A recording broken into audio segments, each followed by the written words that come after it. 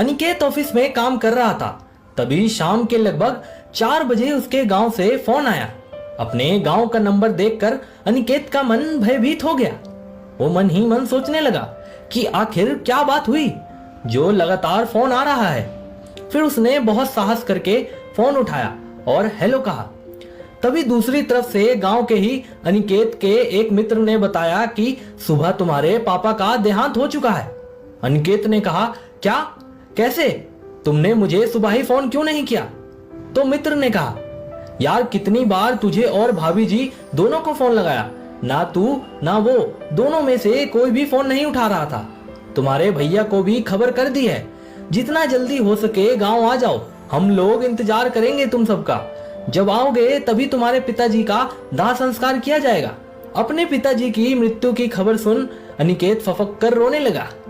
Office के balcony में जाकर खूब रोया। फोन उठाकर देखा तो ढेर सारी मिस कॉल पड़े थे जो उसने मीटिंग में होने की वजह से नहीं उठाया। आज उसे अपने आप पर गुस्सा आ रहा था। कब से वह अपने माँ पापा को अपने साथ रखने की सोच रहा था, लेकिन वह रख नहीं पाया और पापा भी इस दुनिया से चले गए। कितना अभागा है वो। उसके पिता ने उसे आज इस काबिल बनाया, अपनी मेहनत के बलबूते उसे यहाँ तक पहुंचाया। उस पिता को अपने साथ भी नहीं रख सका। अनिकेत ने उसी समय ऑफिस में अर्जेंट छुट्टी के लिए अप्लाई कर दिया, क्योंकि उसे आज रात को ही गांव के लिए निकलना था। अनिकेत घर पहुंचा तो उसने देखा टीवी पर तेज आवाज में शालिनी सीरियल देख रही है।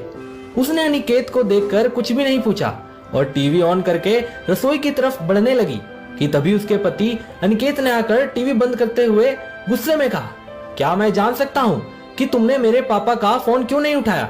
मैंने तो नहीं सुना। क्यों, क्या हुआ? वैसे भी तुम्हें तो पता है कि मैं दोपहर में आराम करती हूँ और सुबह घर का बहुत काम रहता है। वैसे भी एक ही फोन आया था माँ जी के नंबर से, बाकी सब अनजान नंबर से थे और मैं अनजान नंबर नहीं उठाती। शालिनी ने मुंह बनाते हुए कहा। अच्छा, तो फिर कल क्यों उठाया था अनजान नंबर? क्या जान सकता हूँ? गुस्से में चिल्लाते हुए अनिकेत ने कहा। क्या हुआ, इतना क्यों चिल्ला रहे हो? अच्छा, अब मेरा बोलना तुमको चिल्लाना लग रहा है? मैं क्यों उठाऊं फोन? वैसे भी तुम्हारी माँ पापा का फोन है तो तुम उठाओ और उनकी वही बेकार की बातें, अनिकेत बेटा कैसा है, कुहू पोती कैसी है, ब्ला ब्ला।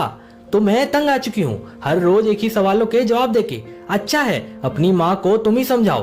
गुस्से में कह के शालिनी वहां से जाने लगी। तो अनिकेत शालिनी की ये बात सुनकर बहुत दुखी हुआ। दुखी मन से ही उसने कहा, मैं आज गांव निकल रहा हूँ, अब मेरे पापा तुमको कभी परेशान नहीं करेंगे।